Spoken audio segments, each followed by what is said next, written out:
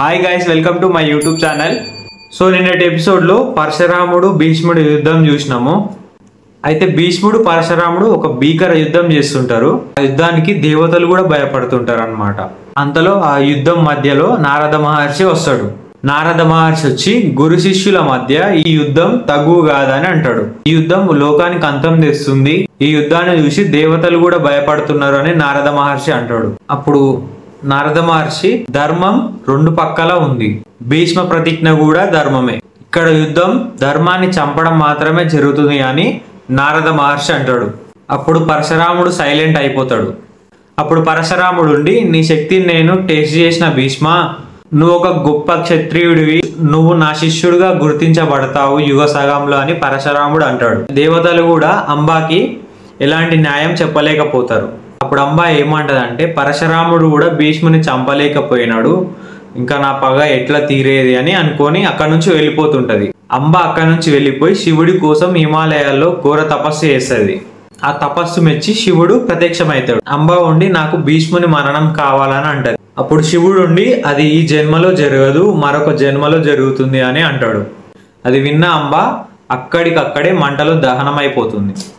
ఈ అంబ తన పగ కోసం మళ్ళీ ఉడుతుంది. ఎవరికి ఉడుతుందో ముందు స్టోరీలో మనం తెలుసుకుందాము, చాలా ఇంట్రెస్టింగ్ ఉంటుంది.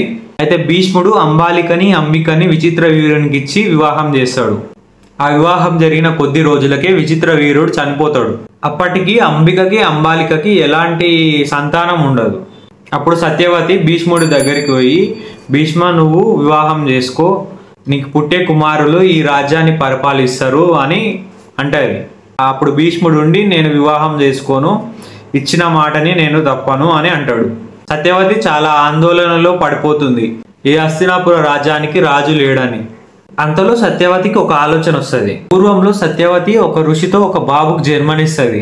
అతడే వ్యాస మహర్షి. వ్యాస మహర్షిని పిలిచి ఉన్న ప్రాబ్లం ని చెప్తుంది సత్యవతి. అప్పుడు వ్యాస మహర్షి సహాయంతో అంబికకి అంబాలికకి సంతానం కలుగుతుంది. అంబికకి ధృతరాష్ట్రుడు పుడతాడు, అంబాలికకి పాండురాజు పుడతాడు.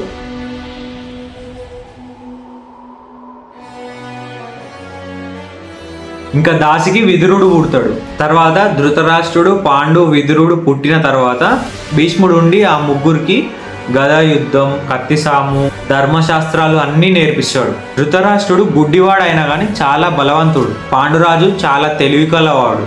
ఇంకా విదురుడు ధర్మజ్ఞానం కలిగిన వాడు. ఈ ముగ్గురు అన్నదమ్ముళ్ళు హస్తినాపురానికి ఒక డిఫరెంట్ స్ట్రెంత్ లాగా బిల్డ్ అయిపోయినారు. ఈ ముగ్గురు మహాభారతంలో కీలక పాత్ర పోషిస్తారు. సో నెక్స్ట్ ఎపిసోడ్లో ధృతరాష్ట్రుడికి, పాండుకి, విదురుకి ఎవరితో వివాహం అవుతుందో తెలుసుకుందాము. Thank you for watching my video.